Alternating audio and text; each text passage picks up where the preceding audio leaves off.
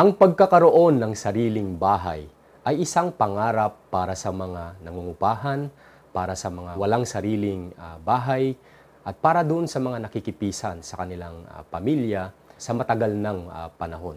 Kaya naman ang journey natin bilang isang first-time homebuyer ay combination ng excitement at combination din ng minsan ay disappointment along the way sa ating pagbili ng ating sariling property. Kaya naman dito po sa ating video ay i-discuss natin ano ba yung mga bagay na kailangan po nating malaman bago po tayo mag-decide na mag-invest ng property. At mag-share po tayo dito ng 12 things na dapat po nating i-consider o dapat po nating alamin bago po tayo bumili ng sarili nating property. Tara at samahan niyo po ako dito sa video na ito.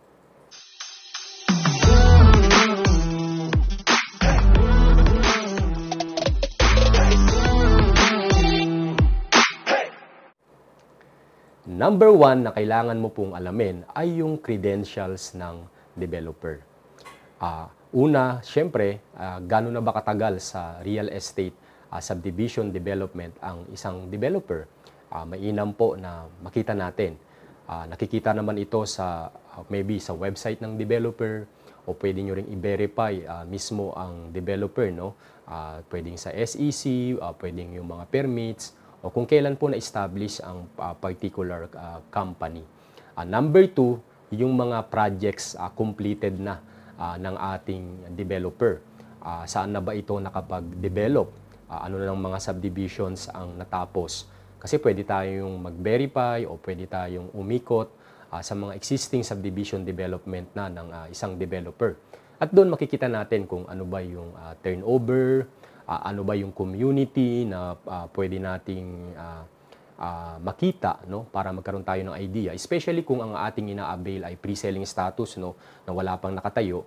So pwede tayong mag-course through doon sa mga existing subdivision development na ng isang developer.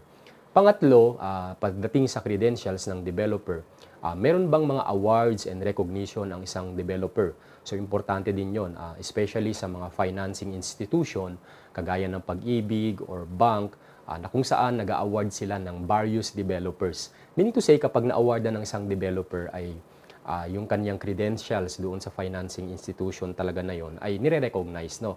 Kaya isa rin yun sa basihan natin na pwedeng pagkatiwalaan ang isang developer. Pero note lang po, no, na wala pong perfectong developer. Yun lang po yung kailangan din nating tandaan. May mga kanya-kanya pong flaws, may kanya-kanya pong mga issues, areas of concern sa isang particular project at sa mga various developers. At yun naman po ay, syempre, dapat nasusolusyonan kung anumang issue, no? Gusto ko lang din i-clarify kasi marami po sa ating mga first-time homebuyer, akala po natin perfect na yung ating mga yung ating journey sa pagbili, no? So may mga challenges din po talaga. Sa tagal ko na rin sa real estate for 11 years, talaga pong masasabi ko na lahat po ng developer, malaking developer, sikat na developer, ay may kanya-kanya pong areas of concern. Pero at the end of the day, para din po yung pagpapamilya, no, na may mga certain issues din and challenges na kailangan lang nating i-address, no, at kailangan lang natin gawan ng solusyon o pagdating sa side ng developer at doon din sa side natin bilang isang home buyer. Okay, so yan po ang una dapat nating alamin, ang credentials ng developer. Pangalawa po dapat nating alamin ay yung credentials din naman ng agent na makakausap natin o yung broker na makakausap natin. Sa Pilipinas, under po ng Real Estate Service Act, no, Real Estate Law o yung RESA Law, ang mga brokers, ito po yung mga license na nag-board exam at ito po ang recognized sa law na mga licensed real estate broker. At ang licensed broker ay nag-accredit o nagre-register ng kanyang sariling ahente, no? Ibig sabihin, ang mga ahente ay naka-under sa isang real estate broker. So, ganyan po sa Pilipinas. Ang isang broker, pwede po yung mag-register ng 20 agents sa PRC saka DHSUD sa case po ng mga subdivision development. So, sa part natin bilang home buyer ay, syempre, i-research din natin yung mga kausap po natin na agent at kung sino ba yung kanyang broker, no, o yung realty. Importante pong malaman din natin yung credentials ng isang broker. Kumbaga parang gano'n na ba katagal, ilang years na ba 'yon kung agent, ilang years na siya sa real estate industry kasi malalaman mo 'yon kung matagal na, meaning to say ito na yung kanyang profession at makakasigurado ka na sasamahan ka niya mula sa pag-avail ng unit hanggang sa makalipat ka ng bahay. Bagamat may mga bago rin ng mga agent no na under pa ng supervision ng kanilang head o ng kanilang broker no, na titignan din naman natin no. Hindi naman porket bago ay hindi na natin siya ano, hindi na tayo magpupuslo sa kanya no.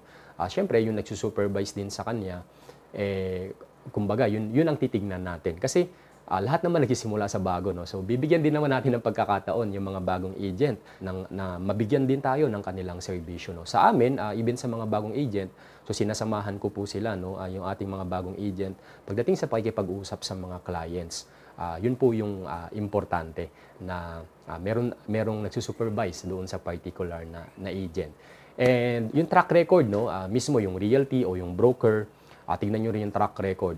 Kung makikita nyo halimbawa, ito ba may mga exposure ba sa social media, meron bang mga certain proof na mapagkakatiwalaan yon, di ba? Halimbawa, gaano nakatagal sa particular developer na yon, may mga awards din ba? So kasama din yung awards and recognition, no? Kagaya din ng credentials ng isang developer na kung saan importante din yon, no? Ibig sabihin kung may mga awards din ang isang broker o ang isang agent, meaning to say nakapag-establish na siya ng certain performance doon sa isang particular developer at marami ng clients ang nagtiwala sa kanila.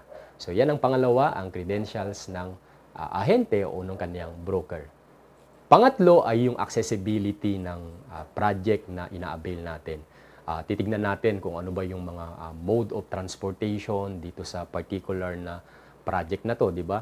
Ano po ba yung mga sasakyan, maybe ilang bus ride kung ikaw magko-commute, ilang tricycle, gaano katagal yung ating travel time pagdating dito sa project mismo, no? Kasi mahalaga din sa atin tingnan natin yung accessibility, especially kung tayo ay working halimbawa sa particular city. Tapos yung biyahe ba ay makukonsider mo kung pwede ka bang mag-uwian sa iyong trabaho araw-araw. So ganun po yung ating kailangan i-consider. And yung mga access roads like yung toll gates, o ito ba ay nasa national highway, ito ba ay nasa barangay road. So yun po yung mga pwede po nating i-consider pagdating po sa accessibility ng particular project na ina-avail po natin. Pang-apat ay yung progress and development. Pagdating sa progress and development, of course, syempre kapag mga affordable housing, hindi naman ito yung sa sentro mismo ng city o sentro ng bayan or hindi naman ito yung mismo talagang national highway, no? Especially kung affordable housing. Unless yung mga medium cost housing, yung medyo matataas na price ng bahay, nasa highway talaga sila, no? Ang i-consider po natin dito ay yung kanyang distance pagdating sa mga establishment, no? Accessible ba ito sa mga business establishment, like may mall ba dyan, yung palengke. So titignan po natin yun, no? Kasi syempre yung mga basic needs natin, no? Kaya importante din yung ating dun sa area, yung progress sa area. And meron bang upcoming development dyan, like magkakaroon ba dyan ng maybe like airport, magkakaroon ba dyan ng train stations. So yun, yung mga progress and development sa particular area na pwede po nating tignan, no, kung tayo po ay mag-a-avail. So kailangan lang po nating be very aware doon sa ating kung magti-tripping na tayo, kung magche-check na tayo mismo, no, kung magta-travel na tayo, no. So let us be very aware and tanungin din natin doon sa ating ahente, no. Ano ba yung mga meron dito sa area na to? Ano ba yung mga upcoming development sa area na to? So yun po yung kailangan nating alamin. Yung progress and development ng particular area na malapit doon sa ating project na ina-avail.